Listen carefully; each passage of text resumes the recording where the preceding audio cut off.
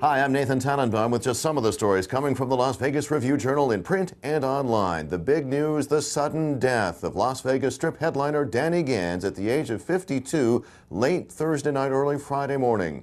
RJ editor Tom Mitchell's blog laid it out very well. The Review-Journal has a dozen reporters and editors scrambling to gather and report information.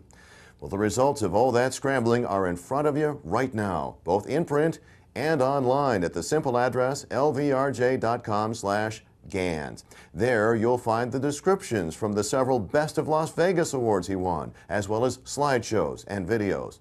Now, earlier Friday, we gathered a powerhouse of Las Vegas entertainment writers to talk about Danny Gans. You know, Chip said that he texted with Danny during the day on Thursday, and Danny wasn't feeling well, of course, and but you know, nobody saw this coming, and so everything now really is just sort of the obvious. I mean, A, it's a tragedy. B, the showroom will probably be dark for a while. C, everybody's got to figure out what to do next, and then you go on down the line. You asked me a moment ago, Doug, what I thought of the show. I loved it because I sat there, and it was the closest thing to go back to the Rat Pack era that I missed.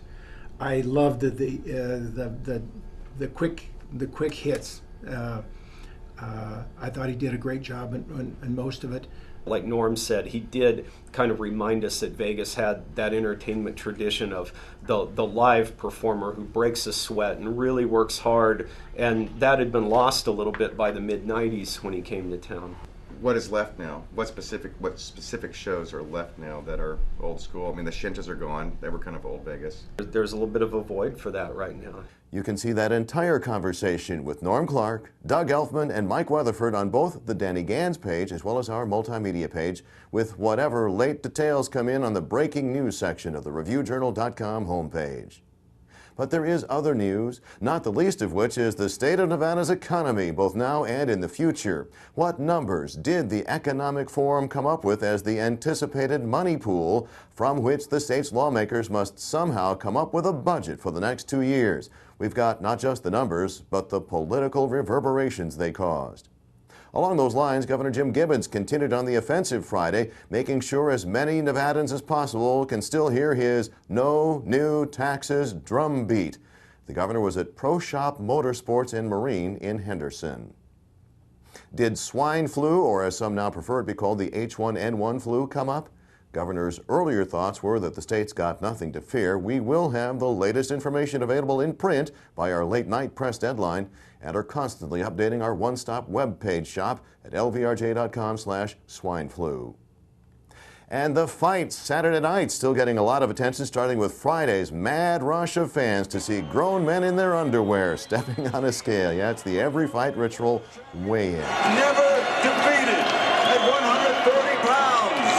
Ricky Hickman Hatton! 138 pounds, the Pac-Man! Keep an eye out in Sunday's print and online, RJ, for complete coverage of the fight itself, including Saturday night round-by-round blog updates on the homepage.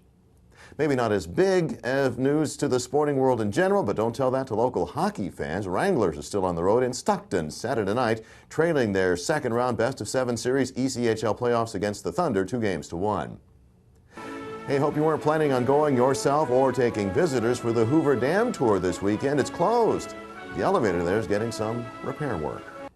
In Sunday's Living section, feature writer Corey Levitan's at it again with the latest in his Fear and Loafing series, where he shows you what it's like to walk in the shoes of someone's odd Southern Nevada job. This month,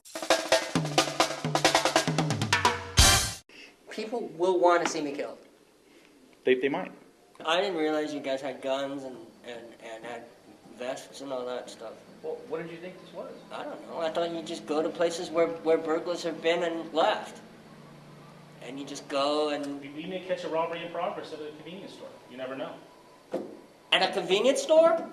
I'm staying in the car for that. That's also appearing on our multimedia page. Now the weather. After Saturday's storm clouds were supposed to clear up and warm up. As always, constantly updating current conditions and anytime, all the time forecast at lvrj.com/weather. And for any breaking news 24/7, you're at the right spot. ReviewJournal.com.